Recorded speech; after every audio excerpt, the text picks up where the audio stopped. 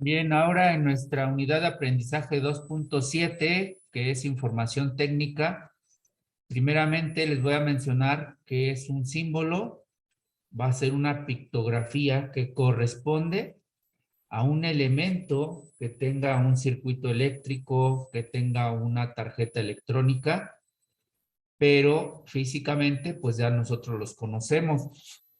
Sin embargo, en los diagramas que más adelante los vamos a ver, los van a representar por medio de símbolos. Entonces, un símbolo es una pictografía que representa un elemento eléctrico o electrónico.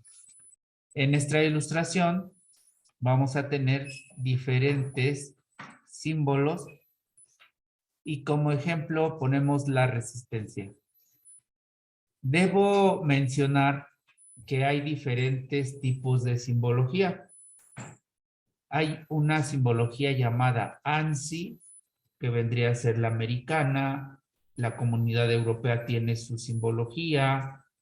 Los asiáticos también tienen su simbología. Sin embargo, ahora con esta globalización, resulta que los diagramas ya traen, de todos los tipos de las simbologías, ya traen símbolos. Entonces es importante que nosotros los conozcamos, por lo menos los más comunes, y que sepamos identificarlos para que nosotros entendamos qué elemento están representando en un circuito, en un diagrama de un circuito. Ahora, el símbolo de una resistencia puede ser una línea quebrada como la que tenemos aquí, y esa línea quebrada va a tener unas terminales de conexión, que sería esta y sería esta de acá.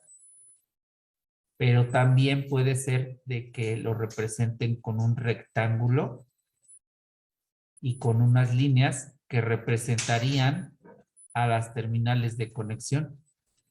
Este sería un ejemplo de un símbolo de una resistencia fija, pero también tenemos resistencias variables, que es esta forma aquí con sus terminales de conexión. Acuérdense, aquí es el rectángulo y sus terminales de conexión. Y lo cruza una flecha. Eso es un indicativo de que esa resistencia puede variar su valor resistivo de acuerdo al factor externo que justamente provoque que cambie ese valor resistivo. Aquí tenemos el ejemplo de un condensador electrolítico. Es muy importante que sepamos identificarlo. Por ejemplo, aquí tiene una línea pequeña con una terminal de conexión y esa línea pequeña me representa la placa positiva del capacitor. Y esta línea quebrada me va a representar la placa negativa del capacitor con su correspondiente terminal de conexión. Aquí tenemos el ejemplo de una pila eléctrica que tiene su terminal de negativo y su terminal de positivo. Sin embargo, si yo quiero una batería, voy a tener una serie de pilas, es decir, terminal positiva, negativa, positiva, negativa, positiva, negativa. Esta serie de pilas me van a formar un acumulador. Decir serie de pilas o batería de pilas es lo mismo. Aquí me representan un amperímetro, que es un círculo, sus terminales de conexión y una letra A al centro. Igual que en el voltímetro, nada más cambia la letra. Con eso nos identifican qué tipo de instrumento nos están representando en un momento dado. Luego entonces, esos símbolos se van a colocar en unas representaciones de unos circuitos que vamos a conocer como diagrama. Entonces, un diagrama ya va a ser ese conjunto de símbolos conectados entre sí. Es decir, que es una representación pictográfica que representa un circuito eléctrico o electrónico. Y hay diferentes tipos de diagramas. Aquí en la ilustración les muestro el diagrama A, bloques. Se conoce así porque los elementos que integran ese circuito son representados por medio de unos cuadros o bloques y en su interior tiene el nombre de lo que corresponda. Por ejemplo, aquí en este cuadro nos dice que va el transformador de poder, pero no nos dice de qué tipo, no nos dice qué especificaciones tiene, pero aquí va un transformador. En el siguiente cuadro nos dice que va un rectificador, pero tampoco nos dice si es de media onda, de doble onda, de onda completa. En el siguiente nos dice que es un filtro, pero no nos dice de qué tipo ni qué especificaciones técnicas tiene. Y en el último tiene un regulador de tensión, pero no nos dice de cuánto voltaje, no nos da especificaciones técnicas. Y todos los cuadros están conectados entre sí por medio de una línea. Entonces, este diagrama a bloques tiene sus ventajas y sus desventajas. Una de las ventajas es que es muy fácil de entender, porque nada más nos dice qué hay dentro de cada uno de esos cuadros.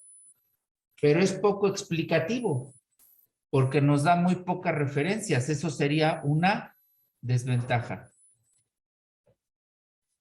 Tenemos un diagrama esquemático también, que es el que nosotros vamos a estar manejando, vamos a estar viendo, vamos a estar trabajando para hacer los análisis de funcionamiento de los diferentes circuitos a los que les vamos a realizar el mantenimiento. Recuerden que estos circuitos son los que están integrando las tarjetas electrónicas que nosotros vamos a reparar. Y aquí, este diagrama esquemático, pues es un diagrama que dentro de sus ventajas es que es muy explicativo, o sea, nos muestra todos los detalles del circuito. La desventaja, entre comillas, de este diagrama esquemático es que te tienes que aprender todos los símbolos para que sepas qué elemento están representando. Como por ejemplo aquí el transformador, los diodos, un capacitor acá, un circuito integrado, una resistencia de carga. Esa sería la ventaja y la desventaja de un diagrama esquemático. Ahora, estos diagramas, ¿dónde los vamos a encontrar? Bien, primero les debo mencionar que los equipos eléctricos y electrónicos, cuando se adquieren, el fabricante los hace acompañar de un manual de usuario. Puede ser físico o puede ser digital. Este manual de usuario trae todas las indicaciones justamente para que el dueño, el que adquiere este equipo, sepa cómo se utiliza, cómo se opera, qué cuidados debe de tener, qué condiciones de instalación debe de tener, qué precauciones debe de tener, probablemente algunas fallas comunes, unas recomendaciones de que en caso de que se presenten algunas fallas comunes y sencillas. No menciona nada del mantenimiento, no menciona nada de la reparación, solamente puras cuestiones básicas, por eso es que se le conoce como manual de usuario. Pero existe otro manual, que es el manual de servicio. Ese manual de servicio es para el técnico, es exclusivo del técnico, porque en este manual de servicio toda la información va dirigida al técnico. Ahí es donde les dice qué requerimientos necesitan, qué precauciones deben de tener, recomendaciones y justamente toda la información técnica que el personal de servicio necesita. Dentro de esta información técnica van a venir los diagramas de los cuales hablamos hace un momento. Y entonces, por esa razón, es que nosotros tenemos que saber qué es un símbolo, tenemos que aprendernos a qué pertenece ese símbolo y luego cómo están integrados los diagramas conforme están conectados los símbolos entre sí. Tenemos que saber interpretar el funcionamiento de esos diagramas porque esos van a estar aquí en el manual de servicio del equipo en cuestión. Nosotros como personal técnico tenemos que saber utilizar un manual de servicio. Muchas gracias por su atención. Que tengan excelente día.